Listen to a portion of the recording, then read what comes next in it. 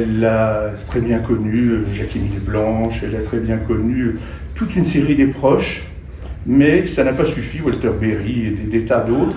Et l'explication figure dans certaines de ses lettres et dans ses mémoires, dans lesquelles, si elle a écrit qu'elle trouvait que Proust était un génie, elle a même écrit dès 1925, dans un livre qu'elle lui consacre.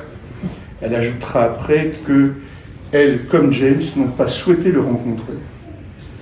Elle avait trouvé, mais ça vous nous en direz plus tout à l'heure, elle avait trouvé que Proust avait des scènes scabreuses et que un certain nombre de ses personnages principaux avaient un comportement qu'elle trouvait incongru. Donc, à quelle scène fait-elle allusion, je ne sais pas. On sait qu'elle l'a lu, ça c'est clair, qu'elle avait dans sa bibliothèque, quand elle est morte, il y avait 13 livres de Proust et 3 livres sur Proust, qui ont été dispersés, sauf un qui se retrouve à la BN et qu'on a présenté pour la première fois l'année dernière, qui est un exemplaire que Proust avait dédicacé à un journaliste du Figaro, qu'il a offert à Edith Wharton, et qui porte donc la mention manuscrite d'Edith Wharton. Je vous ai parlé assez de Marcel Proust, je vais vous laisser la parole, je vais laisser la parole à notre ami de Quarto pour vous présenter et dire à quel point tout ça c'est un travail gigantesque et que vous êtes prié d'acheter le livre, qui est un peu gros, mais il faut booster les ventes, c'est un point qui est important. Merci. Alors ce soir nous sommes là pour parler effectivement d'Edith Wharton. Je vais faire la présenter en 30 secondes et ensuite je vais vous présenter les autres invités et on va vraiment essayer de parcourir un peu sa vie, son œuvre et de voir, je vais commencer par la question de la fin en fait, pourquoi il faut lire Edith Wharton aujourd'hui. Voilà, ce sera la dernière question. Alors Edith Wharton, elle est née sous le nom d'Edith Newbold Jones en 1862 et elle a clairement marqué la littérature, l'histoire de la littérature parce que c'est la première femme à recevoir le prix Pulitzer en 1920 pour L'âge de l'innocence, qui n'est pas son premier livre. Elle est l'auteure d'une œuvre très variée qu'elle compose entre 1899 et 1937, qui comprend une vingtaine de romans et de novellas, ces petits romans ou ces grandes nouvelles. Elle a publié aussi des recueils de nouvelles, 9 ouvrages de ce qu'on appelle aujourd'hui la non-fiction, des récits de voyage, de la critique, une autobiographie remarquée en 1934 qui s'appelle Les chemins parcourus, et puis de la poésie. Elle est remarquable aussi pour son temps, pour son œuvre, parce que c'est une des premières femmes de lettres à vivre complètement de sa plume. C'est-à-dire que ça lui permet, elle a des revenus suffisants pour subvenir à ses besoins, ce qui est quand même assez rare pour un auteur déjà, et pour un auteur femme encore plus. Alors, avant de nous pencher un peu plus en détail sur Edith Wharton, je voudrais remercier pour 2 choses nos invités de ce soir, Anne Hulot, qui est professeure donc, de littérature à l'Université de Tours, et Emmanuel Delanoë-Brun, qui est professeur de littérature à l'Université de Paris 3, de littérature américaine, culture américaine, d'études culturelles, pardon, qui est également traductrice. Alors je les remercie pour être là ce soir, aussi parce qu'on n'a pas eu l'occasion en fait, de faire de rencontres autour de Wharton depuis 1 an que le livre est sorti. Et c'est l'occasion pour moi de les remercier du travail colossal, mais je pèse mes mots, colossal qu'elles ont fait pour offrir au public ce livre qui est évidemment, comme toujours dans la collection Quarto, un recueil d'œuvres choisies avec un éclairage documentaire, un appareil critique accessible et extrêmement intéressant. Et en plus, Emmanuelle, elle a revu les traductions, qui étaient des traductions anciennes parfois, et qui nécessitaient d'être vraiment dépoussiérées, revues, parfois de façon assez conséquente, je dirais. Alors, je crois qu'il n'est pas là ce soir, mais je voudrais aussi saluer le travail de Marc Chémétier, qui est aussi professeur de littérature à l'Université de Paris et à l'ENS, qui lui a retraduit La Maison de Liesse. C'est un titre que vous connaissiez peut-être sous le titre de Chez les heureux du monde, et qui a offert une nouvelle traduction qui est vraiment merveilleuse, qui rend tout son lustre à l'œuvre, et vraiment c'est un travail qui demande beaucoup d'implication, beaucoup de rigueur, et le résultat est vraiment magnifique. Donc, à tous ces titres-là, je vous remercie. Alors, pour démarrer, j'avais envie de revenir moi, sur la personnalité d'Edith Wharton. Je l'ai dit, en 1934, elle publie une autobiographie qui s'appelle Les chemins parcourus, et dans laquelle elle donne une image d'elle assez lisse, une femme cultivée. Et il faudra attendre, alors que je fasse les comptes, 40 ans, en 1974, la publication d'une biographie beaucoup plus documentée par Lewis, un universitaire américain, pour découvrir en fait une femme de lettres aux facettes multiples.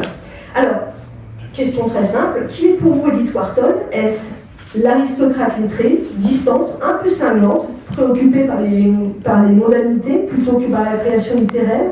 Est-ce une petite fille issue de l'aristocratie new-yorkaise, un peu rebelle et iconoclaste, qui s'ennuie et qui, contre la volonté de sa mère, se cultive comme elle peut? Pardon, j'ai coupé le micro. 1, 2, non, j'ai tout coupé, non c'est bon. Ou est-ce, comme Henry James l'a dit, l'ange de la dévastation?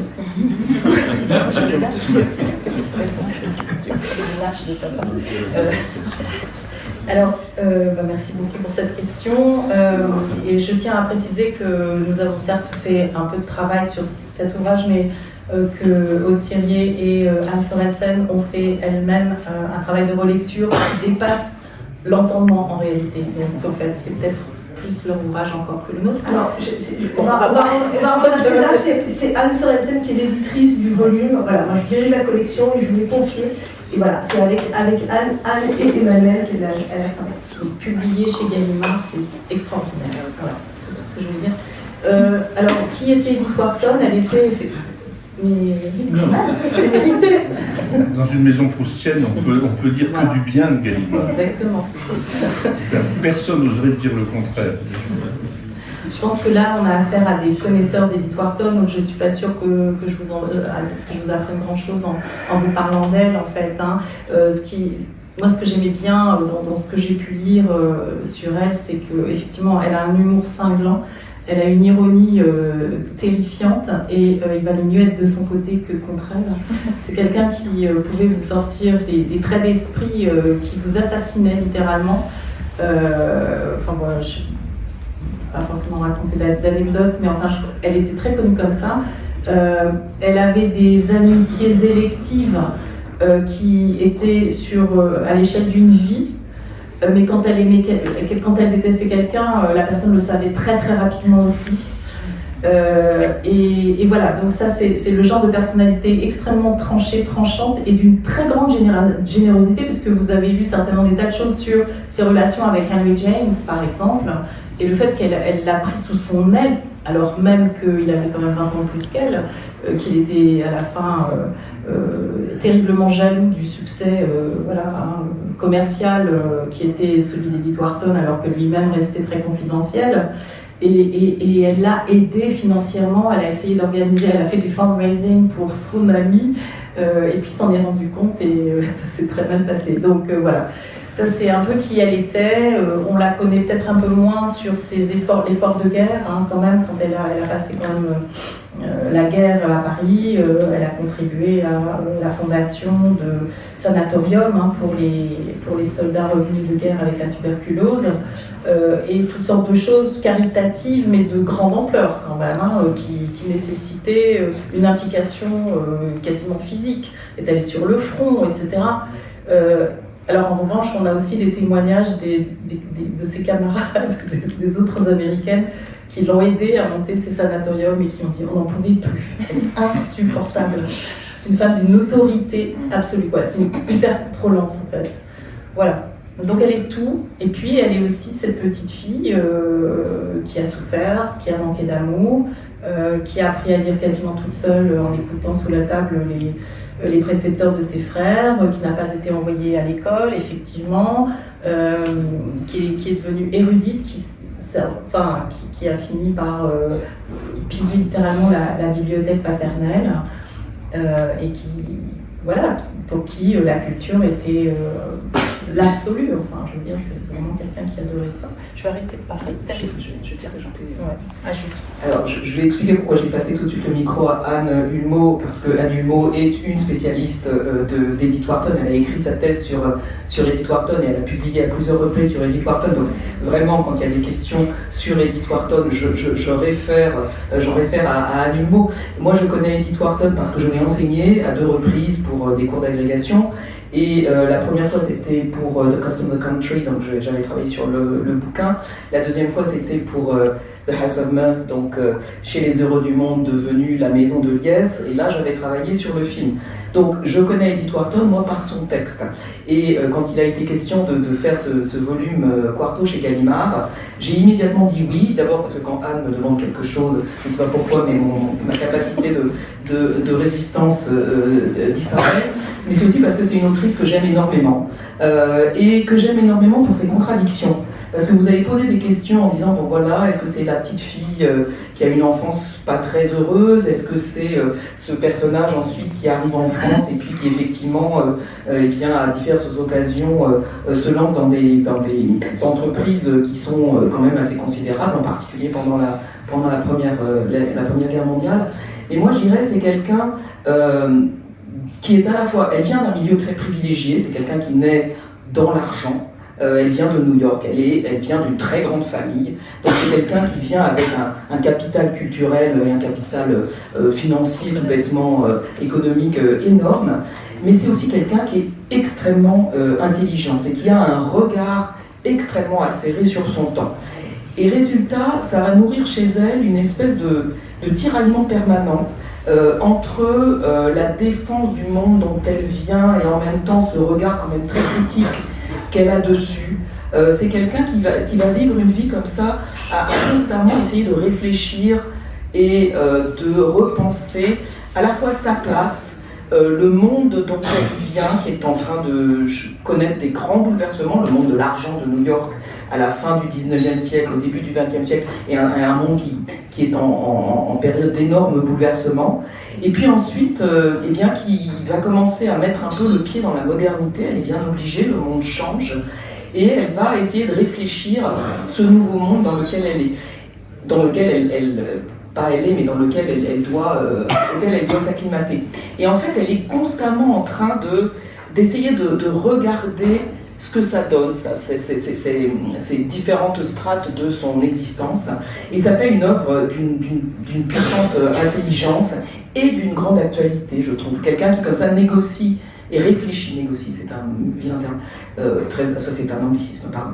Mais elle réfléchit, en fait, les changements du monde depuis la position de quelqu'un qui peut le voir au niveau d'une forme d'aristocratie culturelle et financière, mais qui, en même temps, n'est pas forcément très à l'aise avec toutes les évolutions. Et ça, je trouve que c'est sa grande puissance.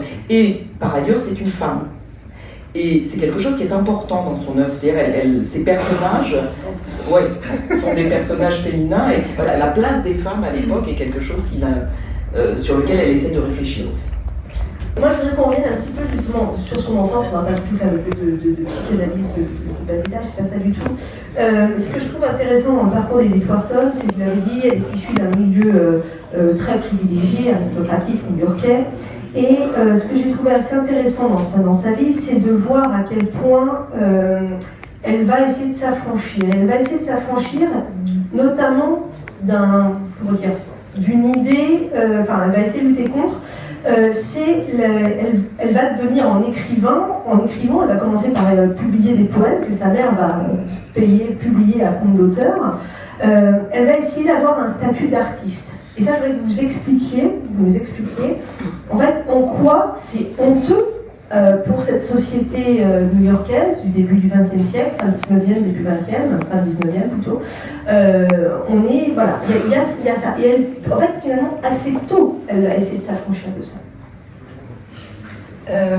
Oui, c'est effectivement quelque chose qui apparaît notamment dans le roman de 1920, L'âge de l'innocence, où Hélène Olenska vit chez sa tante Madeline Manson dans le quartier des artistes. Donc c'est la bohème. Alors voilà, c'est l'horreur en fait, hein, littéralement, et elle se positionne comme étant du côté des bohémiens, presque, hein, je veux dire, Edith Wharton elle-même, évidemment, elle a toujours un pied dans les deux milieux, bien sûr, mais on ne parle pas d'art, on ne parle pas de grand-chose en fait dans ce milieu-là. Elle disait qu'il y avait en gros 2 ou 3 sujets, le temps qu'il fait, bien sûr, hein, à l'anglaise, et puis les chevaux et la famille, voilà. L'art, ça vient beaucoup plus tard, et ça transite par l'opéra. C'est la raison pour laquelle vous avez quand même beaucoup de scènes d'opéra, effectivement, dans les romans. Mais on sait très bien que c'est un milieu, c'est un univers qui fait peur, parce que c'est un univers interlope, en fait, tout simplement, et qui n'est pas contrôlable, qui échappe à la cartographie, même new-yorkaise, hein, puisque vous l'avez vu dans le temps de l'innocence. Enfin, je dis alternativement l'âge et le temps, mais il ne faut pas que je trahisse notre version à nous, qui est l'âge de l'innocence. Ça se traduit en termes topographiques, littéralement. Effectivement, c'est un district qui n'est pas mapped, quoi, qui ne fait pas partie de la carte traditionnelle. Elle veut lutter, je crois, dit-elle, contre le désert intellectuel de son groupe social. Oui, vas-y. En fait, dans une des nouvelles qui a été publiée dans le cadre de ce volume, ce qui est montré, c'est qu'effectivement, le monde de New York du milieu du 19e siècle, c'est un monde qui est un monde très peu cultivé. On n'a pas, par exemple, de galerie de peinture. Donc on ne connaît pas la peinture européenne.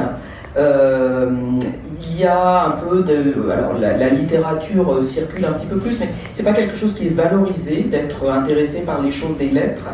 L'opéra, effectivement, est un endroit où on se retrouve, mais c'est un endroit où on vient se montrer plutôt qu'un endroit où on va écouter des grands opéras.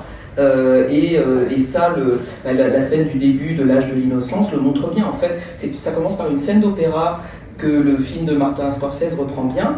Mais en fait, c'est une scène d'opéra où on observe qui sont les gens qui sont présents à l'opéra. Et vaguement, on entend chanter effectivement sur scène, mais c'est pas ce qu'on regarde. Donc l'opéra, c'est un lieu où on va se montrer. En fait, c'est un marqueur social. Donc il faut avoir un certain nombre de marqueurs sociaux. Mais sinon, ce qui intéresse, c'est le théâtre qu'on appellerait chez nous le théâtre de boulevard. Donc on va à des pièces de théâtre, mais ce sont des pièces qui ont été oubliées depuis parce que ce ne sont pas des grandes pièces d'un intérêt littéraire puissant. Alors il est question d'Alan Poe, qui dans une des nouvelles également, qui à l'époque commence à se faire connaître. Mais Alan Poe, c'est la littérature américaine dans ce qu'elle a d'un peu suspect. Donc il n'y a pas franchement de reconnaissance de cette espèce de poète qui vit dans un gourbi avec sa femme qui est malade, tout ça n'est pas bien net. Et ça correspond un peu au monde que... Alors là tu vas peut-être me corriger, mais il me semble que Henry James avait dit c'est le problème du monde américain, c'est un monde où il n'y a pas de société, où il n'y a pas de culture, où il n'y a pas de littérature. Et en fait elle a un petit peu cette lecture du monde new-yorkais. Elle s'en détache parce que elle a un père qui est intéressé par la littérature. Ils voyagent pas mal en Europe quand ils sont jeunes. Elle a passé ses premières années en Europe. Voilà. Elle est cosmopolite. Voilà. Et donc elle a à disposition une librairie, une bibliothèque. Voilà. Et donc elle lit beaucoup, mais elle est autodidacte en un sens. Alors, justement, on parlait d'Henry James. En 1902, elle publie son premier roman, Les Amours d'Odon et Fulvia, dont l'histoire se situe en Italie, si je ne me trompe pas. Et c'est un peu à ce moment-là, enfin moi j'ai identifié, mais peut-être que je me trompe, sans doute je me trompe, qu'entre en scène vraiment Henry James dans le processus d'écriture de Wharton. Alors évidemment, on peut... Vous le savez, je ne sais pas si tout le monde le sait, comment est-ce qu'ils se sont rencontrés, quel est le conseil aussi de Henry James, après avoir lu ce texte-là. Et vous l'avez un petit peu dit tout à l'heure en disant qu'à la fin de sa vie, elle va beaucoup aider Henry James. Mais avant cela, est-ce qu'il représentait une espèce de figure tutélaire, de mentor pour elle, même s'ils n'écrivent pas du tout de la même façon, qu'ils ne racontent pas les mêmes histoires? Voilà. Comment est-ce qu'on peut voir cette ce compagnonnage, je dirais. En fait, ils se sont rencontrés chez un ami commun et elle avait mis son plus beau chapeau. Excusez-moi de parler par le petit bout de la lorgnette, mais visiblement ce sont des détails qui comptent pour Edith Wharton, surtout les tenues, en fait, les vêtements. Et elle avait mis ses plus beaux atours. Et plus tard, quand elle va véritablement, il ne le remarque absolument pas. Hein. Et donc plus tard, elle lui dira, mais quand même, j'avais mis le chapeau de chez je ne sais pas qui. Non, oui. Vous avez ici un mantelet qui a été fait par Jacques Doucet, qui est un mantelet qui sert Doucet, dans la recherche, absolument. et c'était une robe de chez Jacques Doucet qu'elle avait ce jour-là, qui était le couturier le plus cher, donc elle pensait qu'elle allait l'épater définitivement. Là, je vous laisse finir. Je voudrais que vous alliez voir le mantelet en sortant, c'est un autre produit de la maison Doucet de l'époque. Oui, non, mais vraiment, mais c'est ça exactement, la robe Doucet et le chapeau qui allait avec. Bon, il n'a absolument rien remarqué. Donc, ensuite, c'est passé par le biais de sa belle-sœur, avec qui correspondait James. Et dans une lettre, d'abord à la belle-sœur en Mémé, bon, bref. Il a commencé à dire, moi je la mettrais bien à la longe. C'est une drôle d'expression, hein. Tether en anglais. Et à la longe dans des pâturages plus authentiques. En fait, c'était ça la métaphore filée qu'il a utilisée, ce qui était très très patriarcal. On y est tous sensibles ici, et qui en même temps signifiait quelque chose d'assez intuitif et intuitivement génial, puisque ça signifie qu'il faut qu'elle fasse New York. Et c'est ce qu'il va lui dire explicitement, ça tout le monde ici connaît cette phrase, Do New York, qu'il a écrite littéralement dans une lettre de 1902 qu'il lui a adressée directement, après avoir lu The Valley of Decision, qui a ce titre un peu bizarroïde, Les amours d'Odon et Fuller, que j'ai découvert en écrivant le bouquin, en découvrant la préface grâce à Aude, mais je ne savais même pas que ça avait été traduit comme ça. Pour moi, c'était The Valley of Decision, et qui déjà, ne serait-ce que sur le plan du titre, est très archaïque en fait, d'une certaine manière, un peu à l'ancienne. Et qu'il a lu, elle lui a envoyé, parce qu'elle avait déjà beaucoup d'estime pour son talent à lui, à James. Il lit l'ouvrage, et puis James était quelqu'un d'extrêmement critique, très violent dans sa critique, et là il s'est retenu, il a trouvé que c'est comme on dirait, c'est bien peint, vous voyez ce que je veux dire, il y a un tableau de, c'est bien peint, là il a dit, c'est bien écrit, mais en gros je sens que ça ne vous ressemble pas. Faites New York. C'est quand même assez génial. Alors, le paradoxe étant que dans l'autobiographie Backward Glance d'Edith Wharton, ensuite, elle ne va pas du tout faire référence à cet épisode, elle ne va pas donner crédit à cette histoire-là, et elle s'arrange pour nous expliquer que ça venait de bien plus loin et que l'idée lui avait déjà trotté dans la tête d'écrire sur un univers qu'elle connaissait intimement. Je ne sais pas. Coïncidence. Je ne sais pas, ouais. Non, j'ai rien à dire, c'est vraiment. Personne n'en a parlé au cinéma. Gossip Girl. Donc elle va donc s'emparer de New York, qui va devenir une espèce de muse en fait, mais même un personnage à part entière. En fait, la ville, la topographie, et c'est ce qu'on a aussi essayé de faire dans ce quarto, à la fin il y a tout un petit dossier sur l'histoire de New York. Parce qu'aujourd'hui, on imagine, on a ces images que tout le monde connaît de cette ville avec ses gratte-ciels, etc. Mais il faut se rendre compte qu'au milieu du 19e siècle, oui, il y a quelques maisons qui commencent à sortir de terre, mais le reste, c'est quand même des cabanons un peu partout, enfin, c'est un village.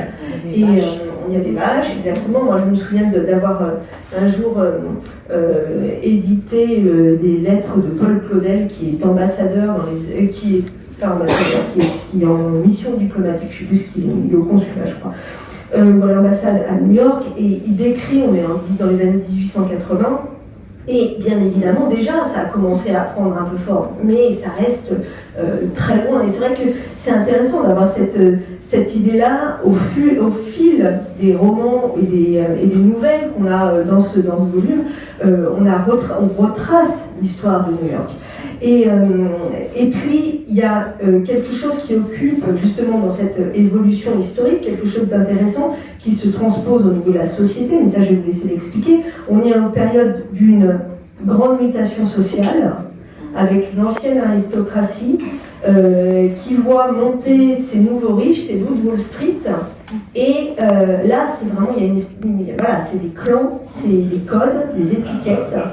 Et voilà, donc ça, je vous laisse peut-être en dire un petit mot. Effectivement, Edith Wharton, maintenant, les grands romans d'Edith Wharton qui restent sont vraiment attachés à New York. Et c'est quelqu'un qui se révèle une magnifique sociologue, historienne et géographe de New York. Et quand on a commencé à travailler sur le volume, donc on avait choisi les 3 grands romans de New York, donc L'âge de l'innocence, la maison de Liesse et puis Les beaux mariages, et puis ce petit volume de 4 nouvelles qui parlent de New York entre 1840 et 1870. Donc on a 4 nouvelles 1840-1870 et ensuite 3 romans dont les intrigues, si on recoupe les 3 romans, passent en gros de 1870 à 1920. C'est à peu près l'empan qu'on a. Et en fait, en commençant à travailler de près sur ces romans pour fournir un matériel de notes, je me suis rendu compte que ce sont des textes. Alors d'abord, j'ai été admirative parce que je me suis dit, mais en fait, c'est incroyable. Par exemple, L'âge de l'innocence, elle l'écrit en 1921. C'est primé en 21. Alors oui, elle l'écrit en 1919. Oui. Donc oui. Bon. Elle l'écrit à la fin des années 10, on va dire, 1910. Et l'intrigue commence dans les années 1870. Et ça commence par la scène d'opéra dont je parlais. Et je me suis dit, parce que moi, je commence à travailler sur Wharton, je connais bien son œuvre, et je vais vérifier quand est-ce que la cantatrice dont il est question donne son récital, où Christina Nilsson est présente à New York. Et je me suis rendu compte qu'en fait, Edith Wharton est extrêmement précise sur qu'est-ce qui s'est passé, quand est-ce qu'il y a eu telle représentation de Faust, quand est-ce qu'il y a eu telle représentation de la pièce de Boucicaut. Elle a une mémoire extraordinaire de ce qui s'est passé à New York au tournant du XXe, les 20 dernières années du XIXe siècle et puis le tournant du XXe. Donc c'est une vraie historienne de New York. Quand elle emmène ses personnages dîner à Delmonico's, eh bien c'est effectivement le moment où Delmonico's s'est installé à tel endroit parce que il s'agissait de traiteurs italiens qui sont arrivés à New York dans les années 1860 à mon souvenir, et puis qui, à mesure que New York grandissait et que finalement les beaux quartiers se translataient de Washington Square à plus haut dans la ville et se rapprochaient de ce qui allait devenir Central Park, et bien le restaurant ouvrait des antennes et déménageait. Et je me suis dit, c'est une belle occasion quand même d'essayer de montrer effectivement à quel point ce sont des romans qui font l'histoire de New York, qui est une ville à l'époque qui change énormément. Alors elle change pour plusieurs raisons. C'est une ville qui change parce qu'effectivement, arrivent de nouvelles fortunes qui se sont forgées à l'ouest dans l'acier, dans les chemins de fer, dans l'expansion du territoire. Donc des gens qui soudain, dans le pétrole, des gens qui soudain ont ont accès à des moyens extraordinaires, mais qui sont des nouveaux riches. Ils n'ont pas les codes, ils n'ont pas la culture, et alors ça va générer à New York des frictions énormes. Donc ça, c'est le New York dont elle parle. Et puis il y a un autre New York, moi, qui m'intéresse aussi, qu'on voit apparaître un petit peu comme ça dans ses œuvres, mais qui est un New York qu'elle ne connaît pas, dont elle voit uniquement quelquefois des petits moments, des personnages émerger, qui est un New York qui change énormément parce qu'il y a une énorme vague migratoire. Donc vous avez des Italiens qui arrivent, vous avez des Irlandais qui sont arrivés. C'est un New York aussi où vous avez une population noire qui est présente depuis longtemps parce qu'il y a une vieille histoire d'esclavage et ensuite d'affranchissement. Il y a une population, une communauté juive qui est importante.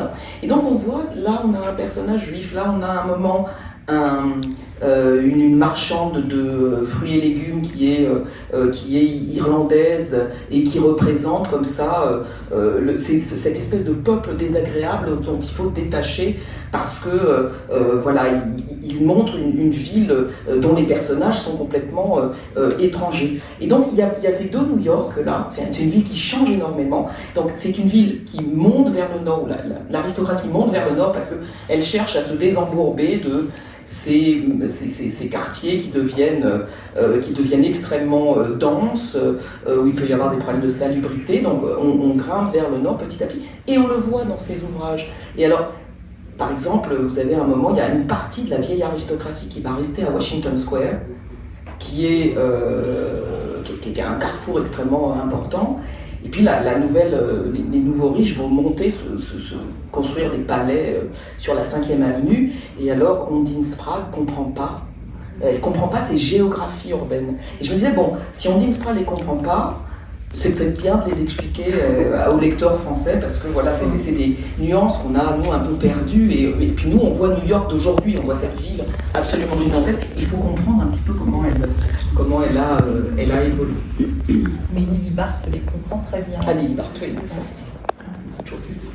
Non, ça tombe très bien parce que j'allais arriver sur les personnages féminins. Une transition pour trouver. Très tôt, Edith Wharton, elle a cherché à étudier la question de la solitude du féminin, la solitude au féminin, qu'elle avait même éprouvée petite finalement.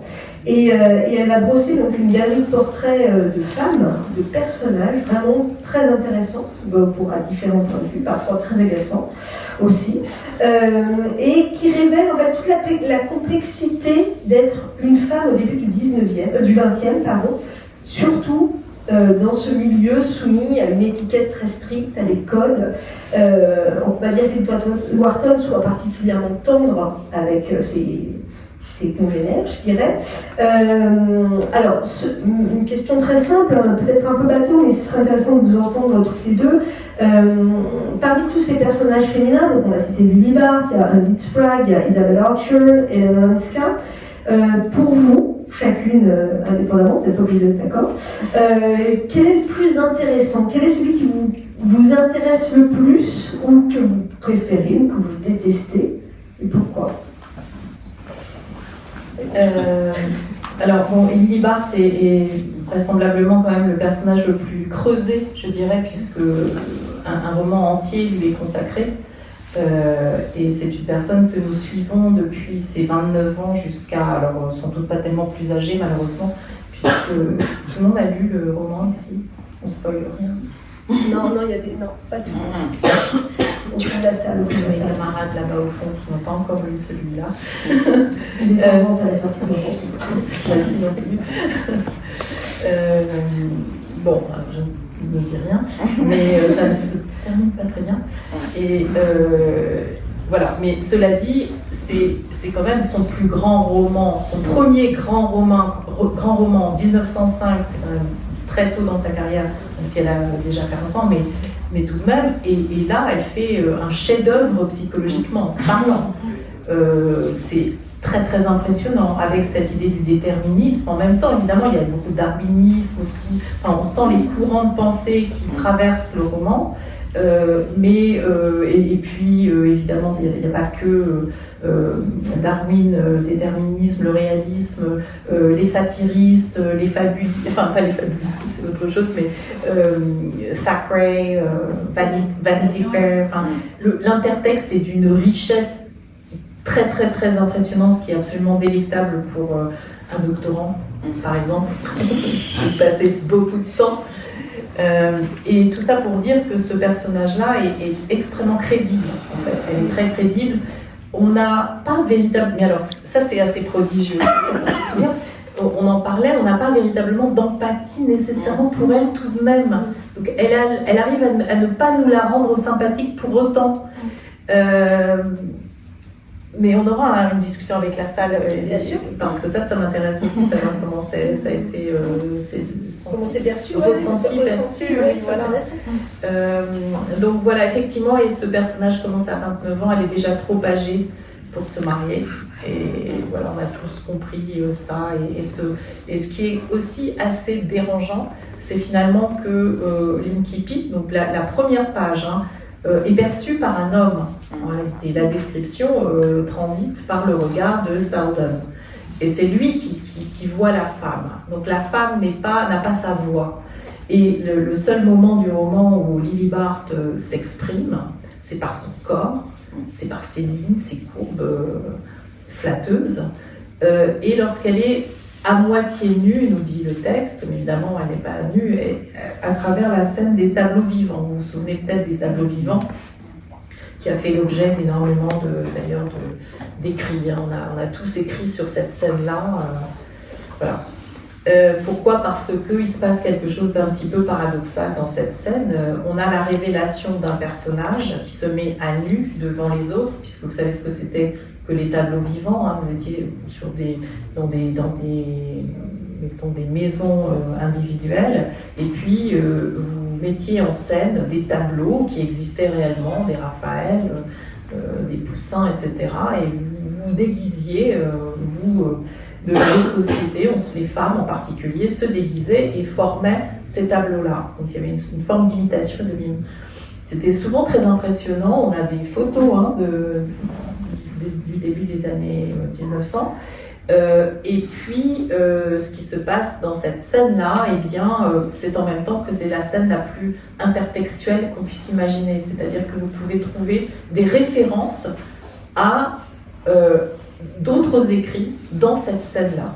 Donc, il y a ce paradoxe d'une scène qui est une mise à nu dans laquelle vous êtes censé apercevoir la vraie psychologie du personnage, alors même qu'elle se met en scène et qu'on est vraiment dans le domaine du théâtre. Parce qu'évidemment, la théâtralité est aussi un courant qui traverse l'œuvre tout entière. Elle aime beaucoup le théâtre. Et the world is a stage. Enfin, c'est vraiment elle est shakespearienne à ce niveau-là. C'est-à-dire qu'effectivement, le monde est une scène, est un théâtre. Et toi ? Moi, j'avoue que je ne peux pas rejeter Lily Barthes parce que je trouve que c'est un personnage absolument extraordinaire. Et c'est un personnage, effectivement, tu mentionnes cette scène qui est capitale. Et en même temps, je trouve que c'est ce qui fait de ce personnage un personnage très contemporain, parce que c'est une jeune femme, même si elle est un tout petit peu... Elle est au moment où il faudrait qu'elle se marie. En plus, il faudrait qu'elle se marie parce qu'elle n'a plus de fortune, et son seul moyen de conserver son train de vie, c'est d'épouser un homme riche. Et pour ça, le seul capital qu'elle a, c'est sa beauté. Elle est très belle, Lily Barthes, et on le dit dès le début. Et elle plaît aux hommes. Le premier homme qui la voit, il est très content de ce qu'il voit. Mais donc c'est un personnage qui doit capitaliser sur son image, et elle le fait. Et elle essaye d'en être satisfaite, mais en fait, elle n'y arrive pas. Elle aspire à un autre type de relation. Et l'autre type de relation auquel elle aspire, c'est la vie des idées, qui est représentée par Selden. Sauf que la vie des idées, c'est une vie sans argent. Et donc elle est tiraillée, Lily Barthes. Et moi je trouve que ce tiraillement entre, voilà, il faut que j'essaye de jouer de mon capital. Et on dit aux femmes à l'époque, votre capital c'est votre beauté. Et puis il ne faut pas être trop intelligente, ça ne sert à rien, c'est pas... Et donc voilà, mais en fait elle ne s'en satisfait pas, et en même temps elle ne se satisfait pas du contraire. Et donc voilà, elle est déchirée là-dessus, Lily Barthes. Donc ça, là-dessus c'est un très beau personnage, même si effectivement ça se termine pas très bien pour elle. Mais alors après, moi il y en a une autre que j'aime beaucoup. C'est un Ondine Sprague. J'ai une énorme tendresse pour Ondine Sprague. Alors, on va être d'accord. Ah ouais. Alors que c'est un personnage absolument détestable. Elle est idiote. Est complètement idiote. Elle est épouvantable, elle n'a aucun sens moral. C'est une arriviste, Ondine Sprague. C'est une jeune femme qui arrive de l'Ouest, où son père a fait fortune, petite fortune. Mais elle a lu les journaux, et alors elle, ce qu'elle veut, c'est rentrer dans l'actualité. Si vous voulez, c'est Kim Kardashian, sans les éclats. Si, c'est Kim Kardashian. Elle a pardonné. Elle n'en fera rien. Et elle a loué une suite. Ah oui, à Paris, je pense qu'elle ne va plus louer de suite beaucoup parce qu'il lui est arrivé des malheurs. Mais elle a. Donc voilà, c'est quelqu'un. Elle veut rentrer, elle veut être célèbre. Elle veut arriver. Elle a pas forcément être célèbre comme on l'entend aujourd'hui, mais elle veut être gravir les marches de la société et être ce personnage dont on parlera dans les journaux. Donc effectivement, oui, elle aspire à la célébrité. Et pour ça, elle va... Alors, par contre, elle n'a aucun décode, elle ne comprend pas du tout comment fonctionne la société, mais elle a une énergie, elle a un allant absolument extraordinaire. Donc elle est habitée d'une voracité sociale absolue. C'est Attila, lâché dans le monde de New York. Elle détruit tout sur son passage. Elle détruit d'abord la grande aristocratie new-yorkaise. Ensuite, elle va arriver en France et elle va trouver un mari. Mais quand ça s'appelle les beaux mariages parce qu'il y a beaucoup de mariages. Elle épouse de l'argent et puis ensuite elle divorce. Et elle divorce le plus avantageusement possible. Ceci dit, ça marche pas très bien. Mais néanmoins, on va la voir. Alors c'est l'anti-Lily Barthes. Elle a aucun doute. Elle a une énergie absolument extraordinaire. Elle se fiche de l'intellect. Ce qu'elle veut, c'est réussir, elle va y arriver, et en même temps, c'est un personnage qui sera jamais satisfait. Donc c'est deux figures de la modernité au féminin que je trouve absolument formidables. Mais d'ailleurs, tu as raison de dire que c'est l'anti-Lily Barthes, même sur le plan structurel. Ah ben il y en a une qui est pas... Non, mais sur le plan de la structure du récit. En fait. Ah oui. Le downfall de House of Mirth, qui est une sorte de... tiens, c'est Dante en fait, pardon. C'est Dante, c'est la Divine Comédie en fait, d'une certaine manière. Si, c'est bon. Tu as tout. Comment ça, j'ai tout? Tu as tout utilisé de la batterie. C'est l'énergie. Il n'y a pas de batterie. Mais elle a peut-être appuyer sur le bouton qui est un tout. Non, pardon, c'est tout. Non, mais je laisse bien devant. Non, c'était juste une m'a dit. Mais donc, oui, non, mais c'est très très bien vu ça. On va réécrire quelque chose, je crois, sur les structures qui sont, effectivement. Non, mais j'ai plus rien à dire. Après, moi j'aime bien aussi Hélène Olenska. Enfin, tous ces personnages féminins sont intéressants. Parce que Hélène Olenska et May Wallen dans L'âge de l'innocence, c'est des personnages formidables. Une est censée être un peu bécasse, May. L'autre représente la sophistication, la sophistication européenne et la liberté européenne. Et tout ça est regardé par Newland Archer, qui est le personnage principal du roman. Là, c'est un personnage masculin. Mais en fait, elle n'est pas tendre pour ses personnages féminins, elle n'est pas très tendre pour ses personnages masculins. Newland Archer, il ne comprend rien à ces femmes qui sont beaucoup plus intelligentes que lui, en fait. Mais c'est très bien ce qu'elle veut, et derrière ces airs de petite jeune fille de la bonne société, c'est quelqu'un qui va manipuler très très bien l'homme qui va devenir son mari. Et Hélène Olenska, elle est tout à fait prête à avoir des aventures sentimentales, sauf qu'elle en connaît le prix.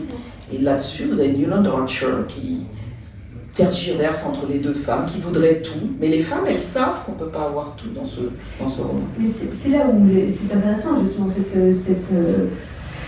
ce type de personnage féminin qui, moi, me fait poser une question peut-être avec un regard d'aujourd'hui. Est-ce qu'on peut imaginer, ou est-ce qu'on sait, ou est-ce qu'on ne peut pas voir chez Warton peut-être une auteure peut-être un peu féministe avant l'heure, par la liberté dont ces personnages féminins prennent quand même, alors il y en a qui évidemment échouent et c'est dramatique, mais elles sont quand même toutes, beaucoup animées en tout cas d'une certaine volonté d'autonomie, ce qu'elle fait elle-même en fait, parce qu'elle s'est mariée, parce qu'on n'a pas parlé de son mariage, c'est absolument dramatique, enfin pas dramatique mais mauvais mariage. Il y a des beaux mariages et des anciens. Et c'est quand même une femme qui s'assume très tôt. Et je sais par ailleurs qu'elle est un peu aujourd'hui, on reparlera justement de sa redécouverte bien plus tard. Elle incarne un peu quand même une espèce de modernité de la femme. Alors de là à dire féministe. Élitiste quand même. Oui, élitiste aussi, mais il y a quand même une certaine liberté qui est... je sais pas. Oui, elle est dans toutes ses héroïnes, elle est aussi dans tous ses héros. Elle est partout comme tout bon écrivain. C'est ça. C'était notre question qui avait suivi juste après. Et quelle est la part d'Edith Wharton dans ces personnages? Partout, elle est partout. Parce que même Lily Barthes qui est insupportable, même Angel Sprague qui est insupportable, a cette énergie moderne, puisqu'elle est une sorte d'incarnation de la fée et l'électricité. En réalité, si on va jusqu'au bout des métaphores utilisées, Dans le roman, il s'agit vraiment de la fée et l'électricité du début du XXe siècle. Et comme vous le disiez au début, James appelait Edith Wharton l'ange de la dévastation parce que elle lui coupait le souffle en fait. James était extrêmement neurasthénique, un peu mou, etc. Et n'en pouvait plus. Enfin, à chaque fois qu'elle lui rendait visite en Angleterre, il écrivait après à son ami préféré, sa correspondante préférée, Wharton est encore passé. Je suis épuisée. Voilà. Donc en gros, c'était ça. Et effectivement, on retrouve chez Andine cette énergie presque élémentale, on dirait. Un élément elle-même, elle est un élément, et pas l'élément aquatique pour dessous d'ailleurs, alors qu'elle s'appelle Ondine, mais elle est plutôt le feu, je dirais. Donc il y a cette ironie aussi. Et je ne sais plus du tout. Est-ce qu'elle est féministe? Est-ce que vous pouvez voir l'image un peu Bah oui, parce que, c'est-à-dire en tout cas, elle est récupérée comme telle un peu aujourd'hui. En fait, il y a toujours cette idée du carcan. Hein. On avait parlé parmi des thèmes qui sont récurrents dans son œuvre. Il y a effectivement la solitude et l'étouffement. C'est pas un hasard si... pour les femmes. Pardon, c'est plus lourd pour les femmes. Non, mais c'est aussi pour les hommes le carcan. C'est pour ça que. Oui, bien sûr. C'est une société d'image parce que oui, dans la maison de Liès, finalement, Selden, il a assez peu d'argent, mais ça ne le gêne en aucune mesure. Oui, il a une liberté économique. Il a sa il vit tranquillement dans son petit hôtel Bénédicte qui veut dire le bachelor en fait, et ça ne pose aucun problème à personne, hein, le célibataire. Donc, mais une femme ne peut pas être célibataire sauf si elle est très riche. Et elle ne peut pas être divorcée non plus. Elle ne peut pas être divorcée. Non, mais je pense que effectivement par son ironie acerbe, etc.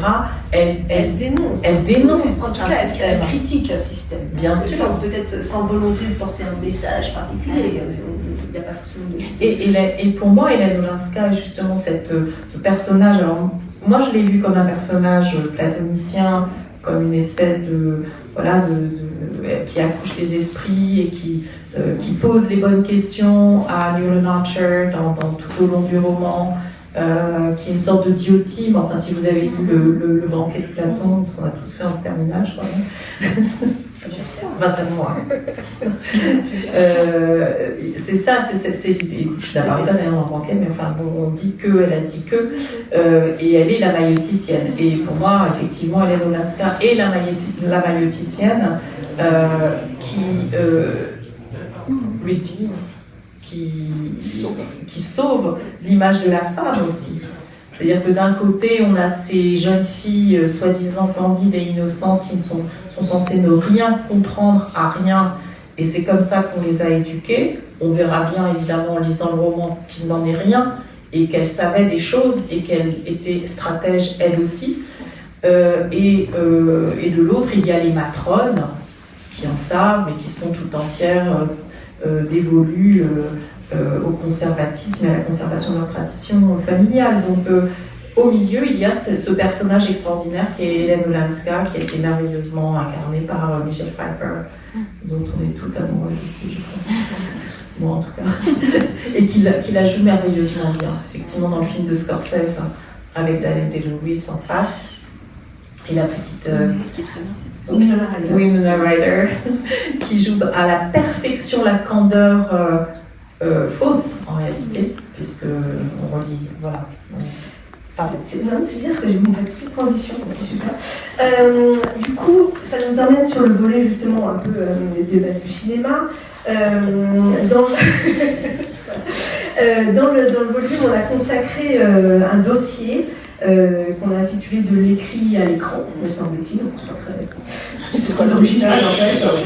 Mais c'est surtout qu'en fait, vous vous êtes interrogé sur la place de l'image de l'individu, de la photo, du portrait, qui va donc se transformer en représentation cinématographique, sachant qu'on est dans une société où les apparences comptent plus que tout, qu'on est aux prémices du cinéma, du 7e art, et avant qu'on justement revienne sur les grandes adaptations, Qu'est-ce qu'elle pense, Edith Wharton, justement de cette société du spectacle, pour reprendre l'expression de Debord, alors que même, en fait, ces textes sont très vite adaptés au cinéma. Très très vite. J'ai noté que La Maison de Liesse, qui date donc de 1900... J'ai oublié. Non, La Maison de Liesse... Ah, c'est 1955. 1905, c'est adapté en 18.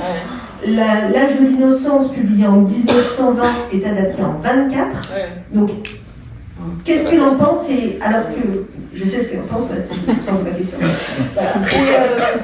Et voilà. Non, Edith Wharton, en fait, alors oui, c'est quelqu'un qui voit émerger la photographie et puis le cinéma, mais c'est quelque chose qui l'horrifie. Elle est épouvantée. C'est une femme de lettres. Elle fait la leçon à New York en montrant à quel point c'est une société qui a besoin de culture, et à ce moment-là, elle voit apparaître l'image. Donc évidemment, elle est absolument horrifiée. Il y a une scène en particulier dans La Maison de Liesse où elle décrit un grand mariage. Et avec nos yeux d'aujourd'hui, c'est vrai qu'on se dit, c'est l'équivalent des grands mariages devant la presse. C'est un truc people à l'époque où presque l'église est désacralisée parce qu'on en fait une espèce de grosse pâtisserie qui est festonnée de fleurs et il y a des photographes et il y a un personnage qui est présenté comme un agent du cinématographe qui filme la cérémonie. Et ça, c'est épouvantable. Et dans le langage qu'elle utilise dans cette scène en particulier, ce qu'on voit, c'est vraiment, il y a le monde de l'aristocratie qui devrait être sacralisé, et il y a ce personnage qui fait une interface entre ce monde qui est un monde supérieur, malgré tout sous sa plume, malgré tous ses défauts, et ce personnage qui va le donner à la populace. Et la populace, elle est dehors, et elle est contre les grilles, et c'est les gens qui vont pouvoir accéder à toutes ces images ensuite dans les actualités cinématographiques. Donc c'est quelque chose qu'elle honnit. Je crois qu'elle va... Walter Perry dit qu'elle est allée une fois au cinéma en Espagne, alors que, voilà, quand on arrive dans les années 10, on commence à avoir des grands films de cinéma, mais en fait, elle ne s'intéresse pas au cinéma. Par contre, elle est adaptée. Elle est adaptée tout de suite. Alors, elle est adaptée un peu sur scène d'abord, mais très vite, effectivement, elle est adaptée à l'écran. Alors, bon, les adaptations n'ont pas forcément, les premières, elles n'ont pas forcément un énorme succès, mais l'ironie, c'est qu'effectivement, le retour en grâce d'Edith Wharton, il va se faire par le cinéma. Exactement, c'est ce que j'allais dire. Elle est éclipsée par la nouvelle génération d'écrivains qui arrivent dans les années 1920-1930, qui sont, enfin fin des années 20, plutôt 30, qui sont Hemingway, Fitzgerald, et là Edith Wharton, qui dépeint un monde d'il y a 50 ans, ça n'intéresse plus personne, ou en tout cas, eux prennent le pas, ce sont des hommes en plus, hein, voilà. Et pourtant Fitzgerald est et pourtant, et c'est vrai qu'il faut attendre les années 90. Donc quand même quelques années, pour voir un regain d'intérêt, et il passe par le cinéma. Et là, c'est vrai qu'il faut rendre grâce à Martin Scorsese, qui avec c'est l'âge de l'innocence en 93, donc vous l'avez dit, Michel Pfeiffer, Winona Ryder, Daniel Day-Lewis. Alors moi, ce qui m'intéresse, et c'est qu'est-ce qu'un réalisateur comme Martin Scorsese, qui est quand même issu de la diaspora italienne, plutôt pas trop de fortune. Qu'est-ce qu'il a à voir avec cet héritier de l'aristocratie? Comment il peut s'emparer de ça? C'est vrai que c'était un mystère, et quand le film est sorti, j'avoue qu'il a été... Enfin, ça a surpris tout le monde, parce qu'on connaissait Martin Scorsese pour sa représentation en particulier de la mafia et de Little Italy. Il avait filmé les rues de New York. Donc en fait on est sur deux mondes qui sont complètement aux antipodes, mais ils ont un élément commun, c'est New York, et puis ils ont un élément commun aussi, l'autre élément commun, c'est les rapports de domination et la violence à l'intérieur d'une société très codifiée. La violence à l'intérieur d'une société qui est chapeautée par la mafia, où il y a des codes, où c'est vraiment un univers où voilà, on embrasse la main du parrain, il y a une hiérarchie extrêmement précise, et en fait chez Edith Wharton il y a une même structure de hiérarchie énorme. Il y a une même aspiration d'un certain nombre d'arrivistes à devenir calife à la place du calife. Il y a des... Voilà, donc ces rapports, en fait, c'est ça qui a intéressé Scorsese, c'est ces rapports de classe. Il va reproduire cette richesse extrême du New York de l'âge de l'innocence. Et je pense qu'en fait, alors finalement, ça marche très bien, peut-être parce que précisément, il vient d'un autre monde, donc il le regarde avec il y a une vraie admiration, en même temps qu'il va tout à fait bien décortiquer les violences de ce monde. Qui est une violence larvée, en fait, oui. Par rapport à... C'est toute cette histoire du clan, en fait, de la société. Donc là, on parlait de Scorsese, il y a une autre adaptation qui est intéressante, celle de Terence Davis, chez Les Héros du Monde, en 2001.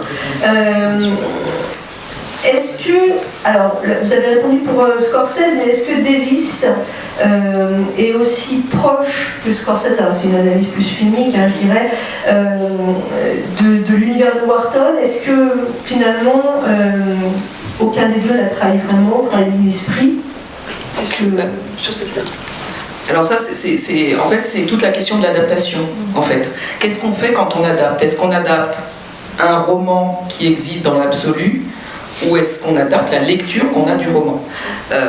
Et moi, pour moi, on adapte la lecture qu'on a du roman. Un cinéaste qui adapte un roman, en fait, ce qu'il fait, c'est qu'il lit ce roman à l'écran. Donc, il va avoir ce qui l'intéresse, ça peut être le personnage, ça peut être...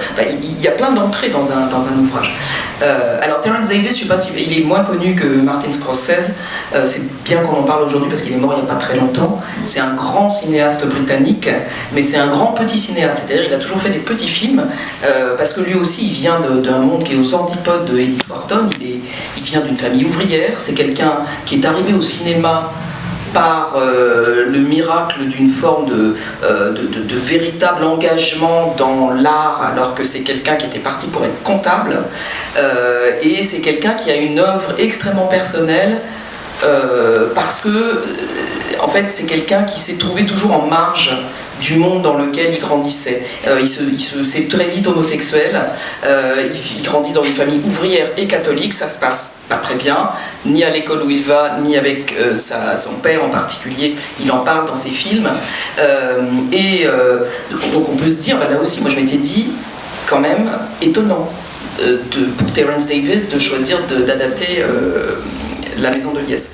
En même temps, en fait, La Maison de Liesse, c'est un ouvrage qui parle de quelqu'un qui est sur le seuil entre deux mondes.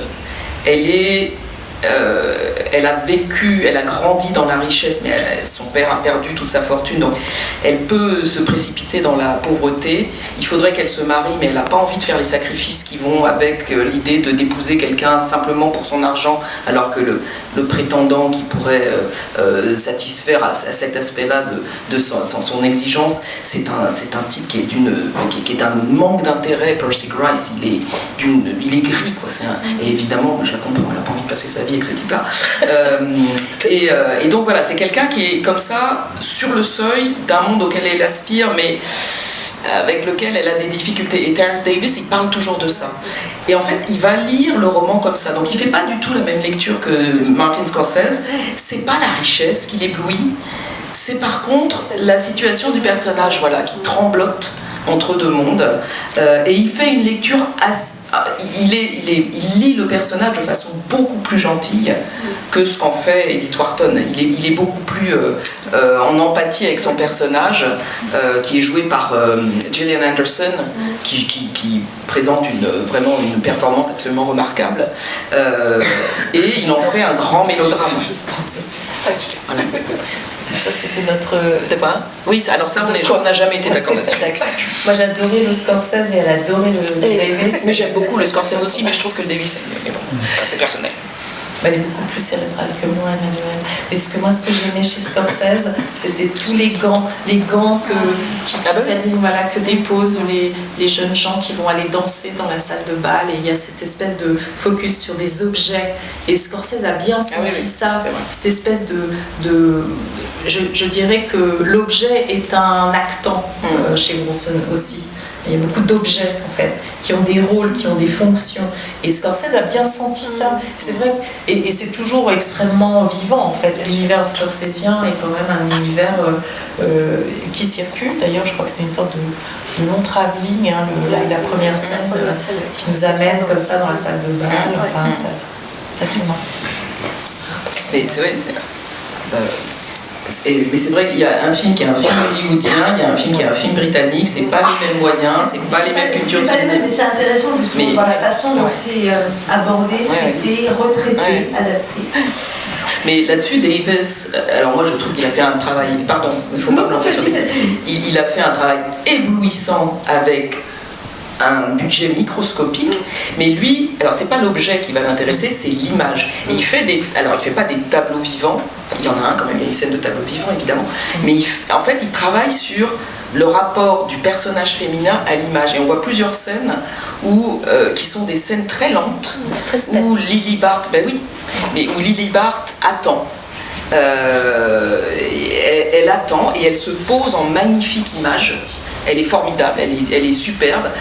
Et petit à petit, vous regardez l'image et au début, c'est éblouissant, c'est extraordinaire. Et puis on la voit simplement respirer comme ça. Puis on se dit, mais en fait, c'est d'un ennui profond d'être cette image. C'est superbe, mais c'est profondément ennuyeux. Et ça, arriver à montrer ça à l'écran, moi je dis bravo. Vous avez parlé beaucoup de cinéma, beaucoup moins de tous les livres. Mais quand je dis les gens ne connaissent pas, je crois en France, ou connaissent peu Edith Wharton. Et moi je leur dis toujours, lisez, alors est-ce que ça a été traduit probablement, et Backlog Glance, qui est son autobiographie. C'est le meilleur moyen de comprendre Edith Wharton, qui elle était et sa façon d'écrire. Je pense que c'est plus intéressant de lire ses romans, et là je vous rejoins tout à fait. Il vaut mieux lire ses œuvres même que cette autobiographie qui est complètement reconstituée après coup, enfin c'est déjà tard, hein. Les souvenirs sont d'ailleurs relativement effacés et elle a été obligée de s'entretenir avec Walter Berry justement pour essayer de reconstituer sa mémoire. Et notamment quand elle fait référence à la génération 1870, parce qu'elle y était sans y être, hein, puisqu'elle est née en 62, elle était toute petite, en plus elle a passé les 10 premières années de sa vie à l'étranger, donc elle a eu besoin d'aide en fait pour reconstituer les souvenirs. Donc je ne suis pas certaine qu'on puisse se fier complètement à cette autobiographie dans laquelle... Comme jamais en fait avec l'autobiographie d'un auteur. Hein. Elle était très contrôlante, comme on l'a dit tout à l'heure, et c'est la raison pour laquelle elle a écrit cette autobiographie. Elle ne voulait pas, elle le dit clairement, je préfère tenir moi-même les rênes de mon propre récit que de les laisser à des journalistes qui pourraient se tromper. Voilà. Elle a conservé un nombre de documents, de photos, de manuscrits, etc., qui sont à la Beinecke à Yale. C'est 50 000 documents qui ont été versés là-bas. Il y a quand même une idée de reconstitution de son univers, de son monde. Bon, il y a des archives. C'est ce que tu disais, c'est une historienne. C'est une historienne dans cette c'est ce que j'avais trouvé. Mais pour revenir simplement très très rapidement sur le cinéma, avant... Non mais je ne vais pas parler des films, je vous inquiète pas. Mais il faut se rendre compte quand même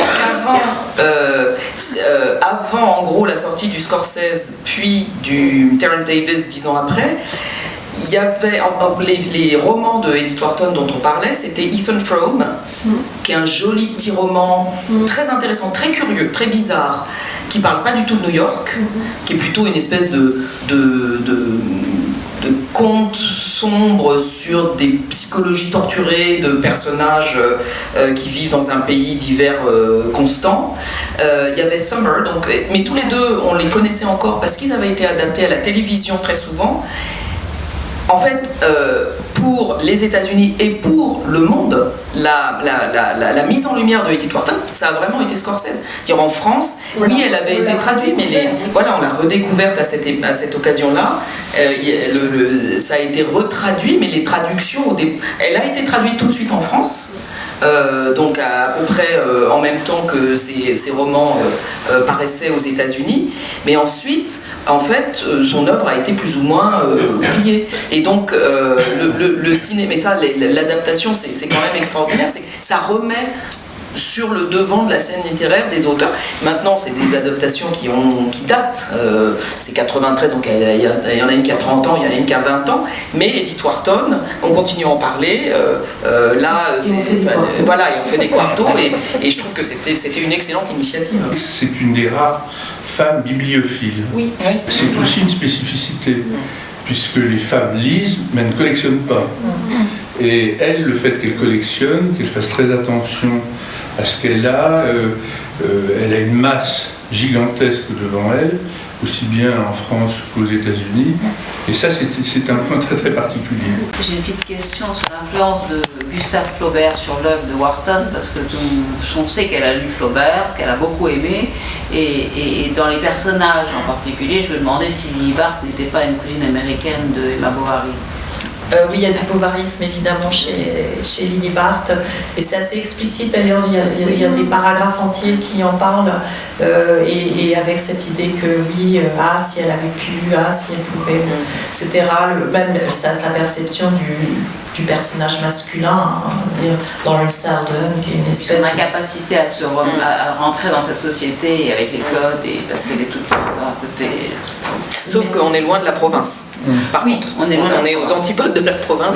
Oui. Mais c'est pas seulement d'ailleurs Lily Barthes, parce qu'en Jane Sprague aussi, on dit d'elle souvent que elle avait lu dans tel roman à l'eau de rose des scènes sentimentales, etc., dont elle s'inspire. Donc il y a effectivement une mise en abîme de la littérature à l'intérieur des romans d'Edith Wharton, et c'est ce que vous disiez, elle est extrêmement érudite elle-même, et peut-être aussi qu'elle est comme Flaubert à vouloir mettre en sourdine son propre sentimentalisme, c'est-à-dire qu'il y a une espèce d'effort de rationalisation à tout crin. On disait quand même d'elle qu'elle était un Henry James viril. Voilà. Et d'ailleurs, ils étaient un couple très complémentaire à ce niveau-là. Voilà. Mais donc, je pense qu'elle est dans le surmoi. Son écriture est une écriture du surmoi et de l'hyperstructuration. Elle aussi, comme Jane, on a dit des romans. On n'a pas d'empathie pour Lily Barthes. Voilà. On ne se laisse pas aller au pathos. Non, jamais. Et d'ailleurs, la fin tragique, la fin tragique n'est pas pathétique, c'est-à-dire qu'elle est effectivement tragique, mais pas non plus d'une manière très spectaculaire. Enfin, je veux dire, Mais c'est aussi un peu la mort d'Emma Bovary, sauf qu'on n'est pas sûr sauf que Emma Bovary garde ses dettes. Des dettes. Ah oui, c'est ça. Mais oui, effectivement, il y a une... Et Ondine, c'est un peu Emma Bovary, mais sans les scrupules. C'est-à-dire que voilà, elle n'est pas arrêtée par le regard social, en fait, elle s'en fiche. Et du coup, elle lit des romans sentimentaux, mais pour avoir l'intrigue, pas du tout parce qu'elle est... c'est pas un personnage sentimental, Ondine. Non, elle a la froideur mais c'est pour ça que je l'aime bien, moi j'aime ça. Des ondines qui croquent les hommes. En fait, c'est ça que je trouve fascinant chez Edith Wharton, c'est elle invente de nouveaux personnages féminins. Comme Flaubert l'a fait avec Emma Bovary, il y a une... on est vraiment sur une palette qui est extrême, qui renouvelle les stéréotypes féminins et qui renouvelle aussi en cassant cette espèce d'articulation féminin sentimentale, féminin émotionnel. Et ça, je trouve, il y a une espèce de liberté là-dessus qui est absolument formidable. Voilà, donc c'est quand même l'air du temps. C'est ça qu'on peut dire. Il n'y a pas forcément... Mais il y a toujours une création, bien sûr. Je ne suis pas en train de dire que... C'est pas, mais c'est quelqu'un qui a tellement lu et qui fréquente beaucoup les auteurs. Enfin, dès qu'elle peut mettre la main sur quelqu'un qui écrit aux États-Unis quand elle y est encore, elle le fait. Mais comme tu le soulignais très justement, c'est James qui avait dit... no church, no, etc. C'est Cooper d'abord, hein, Stephen Cooper qui a d'abord prononcé cette grande tirade, enfin, à l'écrit évidemment, en expliquant ce qu'est l'Amérique par la négative. Hein. C'est un lieu où il n'y a pas de Eton, il n'y a pas de Oxford, Cambridge, etc. Et ce n'est qu'une liste de négations, et James a repris ça à son compte, hein. Il l'a un petit peu modifié. Et c'est exactement ce que pense Edith Wharton. Hein. Mais James fait partie des brahmines de Boston. Voilà, c'est les Boston Brahmins. Ouais. Elle est new-yorkaise. Vous avez commencé en fait en disant que votre dernière question serait de dire pourquoi il faut lire en fait, Edith Wharton aujourd'hui. elle vient de passer 45 minutes avec pourquoi il faut lire Edith Wharton. Alors, je voulais la réponse à cette question. Ah bah, pour moi c'est clair, et c'était clair quand je reprenais les traductions et à mesure que je me replongeais dans ces personnages, c'est qu'en fait elle parle d'un monde qui est devenu le nôtre. Un monde où finalement l'image, la réputation est centrale, et puis un monde où on aspire à des... Alors ça c'est beaucoup pour Ondine Sprague, j'avoue qu'Ondine Sprague m'attire beaucoup là-dessus. Ondine Sprague, c'est quelqu'un qui rêve elle rêve d'une ascension sociale, pas pour la valeur de ce que va lui apporter de monter dans le monde, pas pour devenir socialement plus fine, pas pour avoir une meilleure culture, c'est juste parce qu'elle aspire à la célébrité, la visibilité que va lui donner cette ascension. C'est quelqu'un en fait qui aspire à ce que Baudrillard appelle le simulacre, c'est-à-dire une espèce de monde où on court derrière des images. Elle court derrière des images et elle nous montre à la fois la puissance de cette passion-là et son vide absolu. Et là-dessus, moi je trouve que c'est un personnage qui est d'une grande actualité. Lily Barthes, elle est d'une grande actualité parce que c'est un personnage qui sait pas ce qu'elle veut. Et moi j'aime bien les personnages qui savent pas ce qu'ils veulent, parce que je trouve que finalement, on nous dit toujours il faut être très clair dans ce vers quoi on veut aller, et en fait elle nous montre que non, parfois on l'est pas. Newland Archer, je l'aime bien pour ça aussi, parce que en fait j'aime bien ces personnages qui sont pas parfaits.